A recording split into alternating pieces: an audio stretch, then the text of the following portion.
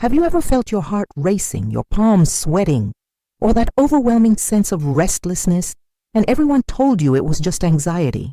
What if I told you that what you're experiencing might not be anxiety at all, but actually ADHD manifesting in your body in ways you never realized? Hi, I'm Dr. Emily Thompson, and today I'm going to show you exactly how ADHD creates physical sensations that are constantly misdiagnosed as anxiety disorders.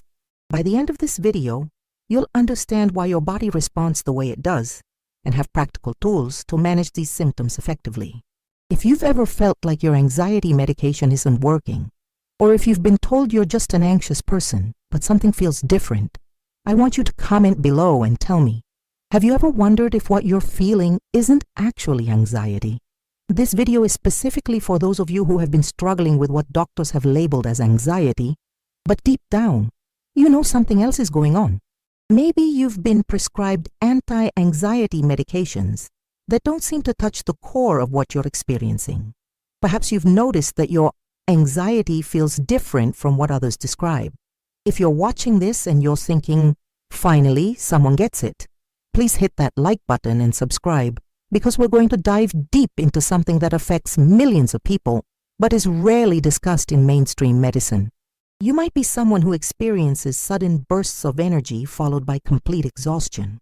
Your mind might race with thoughts that jump from one topic to another, and your body feels like it can't keep up. You might have been told you're overthinking, that you need to just relax, or that you should try meditation, but nothing seems to calm that internal storm. What you're experiencing is your ADHD brain trying to regulate itself through your nervous system, and your body is simply responding to signals that are fundamentally different from typical anxiety responses. Let me break down the 5 key ways ADHD shows up in your body that are consistently mistaken for anxiety. First, the dopamine crash, physical response. When your ADHD brain experiences a dopamine drop, your body goes into what feels like a panic state. Your heart rate increases, you might feel short of breath, and your muscles tense up. This happens because your brain is desperately trying to find stimulation to bring dopamine levels back up. Unlike anxiety, which is fear-based, this physical response is your brain's way of seeking the neurochemical balance it needs to function. You can manage this by recognizing the pattern. When you feel these symptoms coming on, instead of fighting them, try engaging in a brief burst of physical activity. Even just walking up and down stairs for 2 minutes can help your brain reset its dopamine levels naturally. Second, hypervigilance masquerading as social anxiety. ADHD brains are constantly scanning the environment for stimulation and threats. This creates a state of hypervigilance that feels identical to social anxiety. Your body responds with the same fight or flight symptoms, but the underlying cause is your brain's inability to filter out irrelevant stimuli, not fear of social judgment. The key difference is that ADHD hypervigilance happens even in comfortable, safe environments. You'll notice your body responding to sounds, movements, and changes in your environment that others don't even register. This isn't anxiety about social situations. It's your nervous system being overwhelmed by sensory input. To help with this, practice what I call sensory anchoring. When you feel overwhelmed in any environment, identify 3 specific things you can see, 2 things you can hear, and 1 thing you can physically feel. This helps your ADHD brain organize the sensory input instead of being flooded by it. Third, the physical manifestation of executive dysfunction. When your ADHD brain struggles with executive function, planning, organizing, time management, your body responds with stress symptoms. You might experience chest tightness, stomach issues, or muscle tension. This happens because your brain is working overtime to try to compensate for executive challenges, and your nervous system interprets this extra effort as stress. This physical response often occurs before important deadlines, when you're trying to organize complex tasks, or when you're faced with too many choices. Your body is responding to mental overload, not psychological anxiety about performance. The solution is to work with your brain's natural patterns.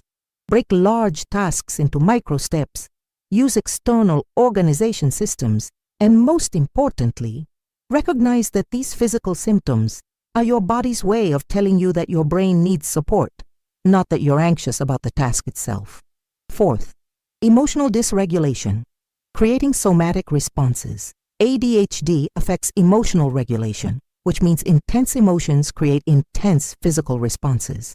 When you experience frustration, disappointment, or even excitement, your body might respond with symptoms that look exactly like panic attacks. Rapid heartbeat, sweating, trembling, or feeling like you can't breathe.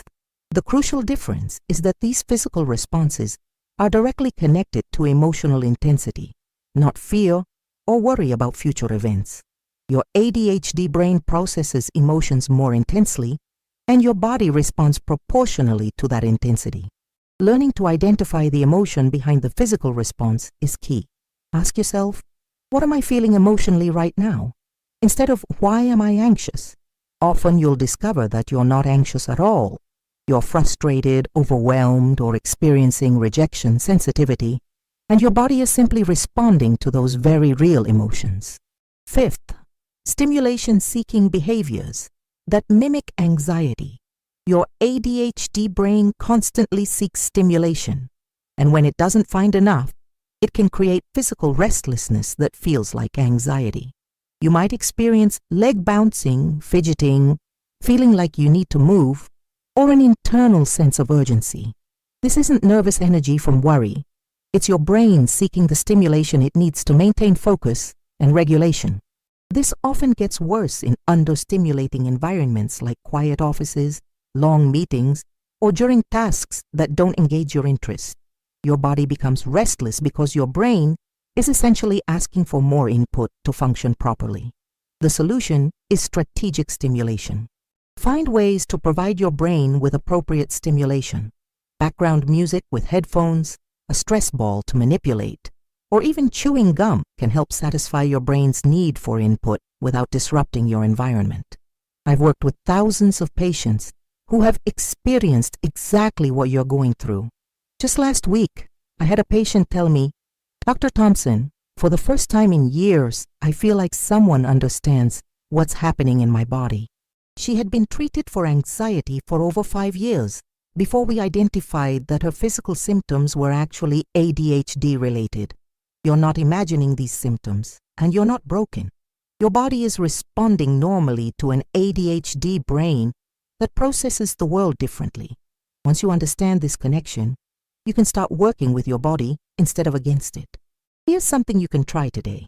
The next time you experience those physical symptoms you've been calling anxiety, pause and ask yourself 3 questions.